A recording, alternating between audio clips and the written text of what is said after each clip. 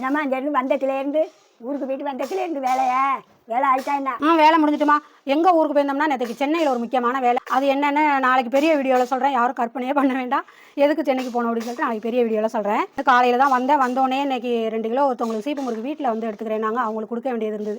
இன்றைக்கி ஞாயிற்றுக்கிழமை லீவ் வேறையா, அவங்களும் வேலைக்கு வர்றவங்களும் வரல. அதனால் சீப்பு முறுக்கு 2 கிலோ. எங்கம்மா சீப்பு முறுக்கை காணும்? எடுத்துகிட்டு போயிட்டாங்க வட்டக்க வந்து எடுத்துகிட்டு போயிட்டாங்க. அவங்க பாக்கெட் போட எடுத்துகிட்டு போயிட்டாங்க. ஞாயிற்றுக்கிழமை சமையலும் முடிஞ்சிச்சு. வாங்க என்ன சமையல்னு பார்க்கலாம். நம்ம வீட்டு கறி மசாலா போட்டு அருமையான சிக்கன் குழம்பு. இன்னும் தேங்காய் கொஞ்சோண்டு ஊற்றலை. லாஸ்ட்டாக ஊற்றி ஒரு கொதி வந்தோடனே இறக்கிக்கலாம். புதினா மல்லியையும் போட்டுக்கலாம். கொஞ்சோண்டு தண்ணி ஊற்றி கழுவியும் ஊற்றிக்கலாம். சூப்பர் குழம்பு. சிக்கன் குழம்பு வச்சாச்சு. கிரேவி மாதிரி வேண்டாம்னு சொல்லிட்டு ட்ரையாக கொஞ்சம் சிக்கன் வறுவல். நம்ம வீட்டு ரசப்பொடி போட்டு தக்காளி ரசம் வைக்கையில் அவ்வளோ மனமாக இருக்கும். தக்காளி ரசம். இன்றைக்கி ஞாயிற்றுக்கிழமை சாப்பாடு எப்படி சமைச்சிருக்குன்னு பார்த்து சாப்பிட்டுருவோம். வாங்க, சாப்பாடு ரெடி, எல்லோரும் வாங்க.